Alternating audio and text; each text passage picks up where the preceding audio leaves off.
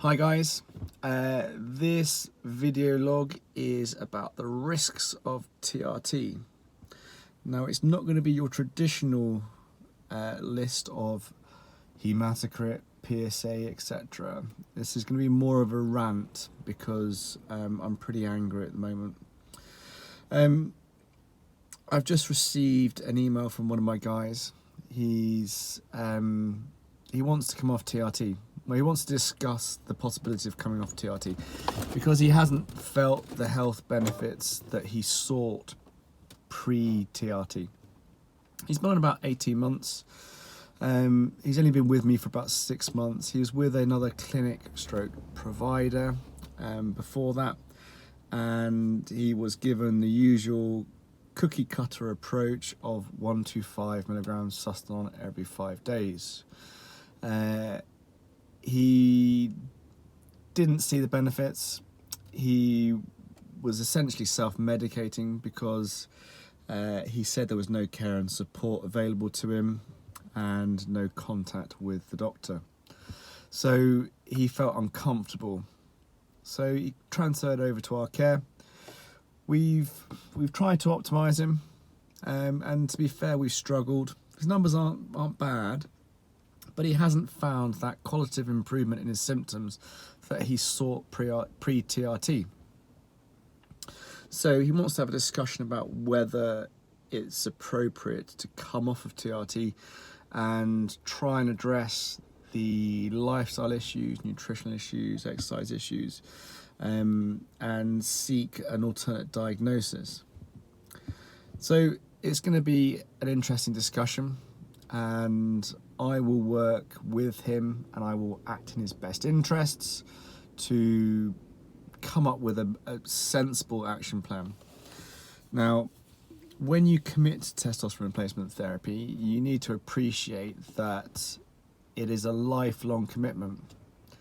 Now, obviously testosterone suppresses the pituitary, so there's no guarantee if you wanted to come off testosterone replacement therapy that your pituitary will kick back in.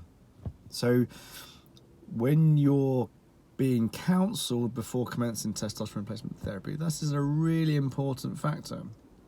So after addressing some of his concerns, I had a look at his pre-diagnostic workup, and it was shocking. He did not have the appropriate diagnostic tests done, and was sold on the premise that testosterone replacement therapy will be the cure-all to everything, and you should crack on and he'll be golden. Now, funnily enough, he wasn't golden. He hadn't received the appropriate level of care and support to help facilitate his journey.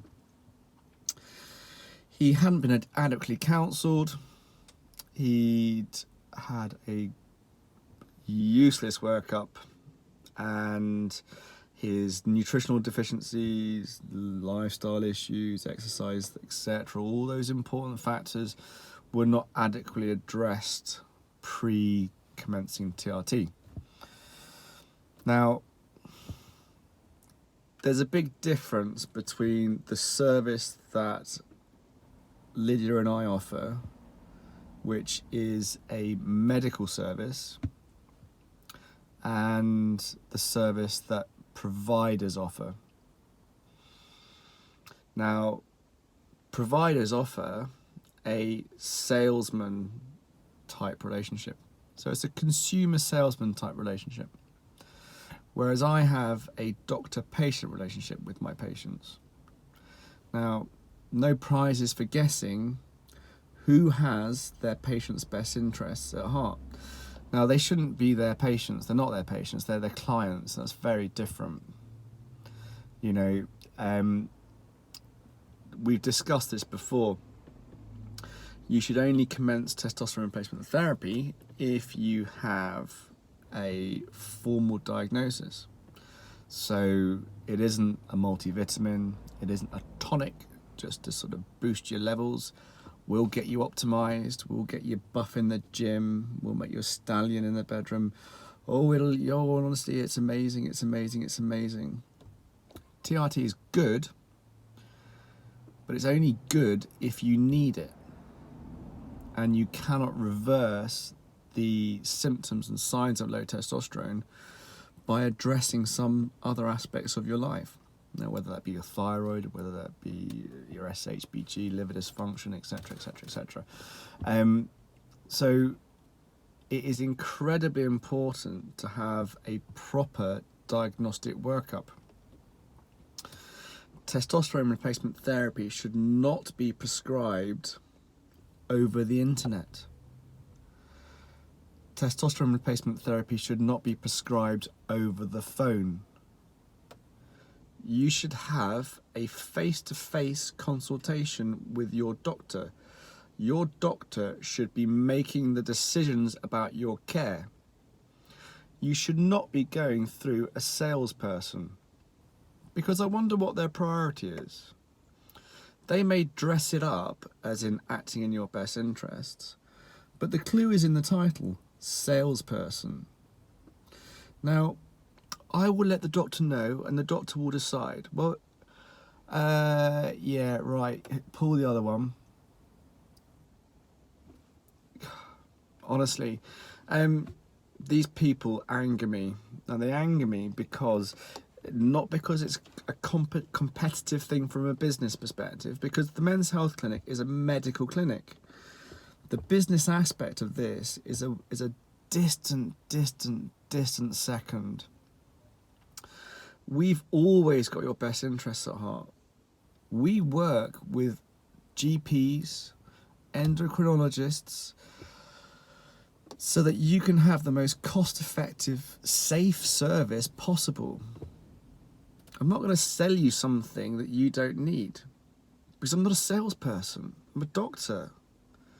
So, as well as working with GPs and endocrinologists, we also do lots of education, and we're always promoting safe and effective care. I don't care if you come and see me.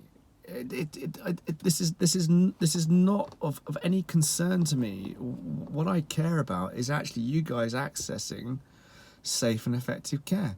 And if you choose to come to the Men's Health Clinic, I will be your doctor. I will look after you. That's it. You know, there's an epidemic of low testosterone. So, you know, it's not about eliminating competition. It's literally about promoting safe and effective care. You shouldn't have a client relationship with your provider. I mean, the clue is in the name. And I've got so many guys ringing me up going, "Hi, Dr. Stevens. I'm currently with another provider." And well, I wonder who it is. You know, because it shouldn't be a provider. It should be a doctor or a medical clinic. So I wonder who it is. So I'm unhappy with their level of service and care and commitment. Oh, what a surprise. Oh, are you on Sutton on 125 every 5 days? Oh, yeah, what a surprise.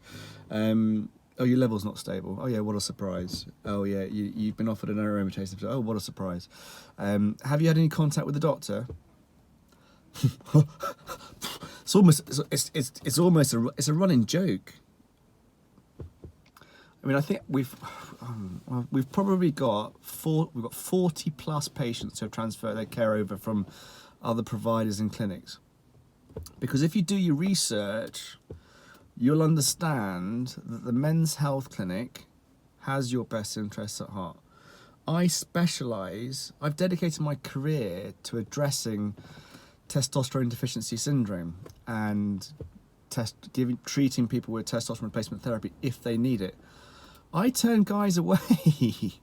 I turn numerous guys away with borderline levels. You know, you can have that discussion. You can say, yeah, your levels are borderline, and I don't think you're going to get them up naturally. And I think, you know, TRT is the best course of action for you. Because I mean, that's brilliant. That's a bit more cash for me.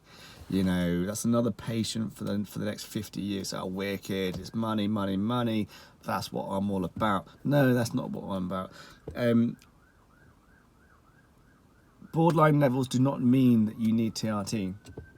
You need to speak to a clinician who can address you as a person and adopt a holistic approach to patient care, not something that's motivated by money.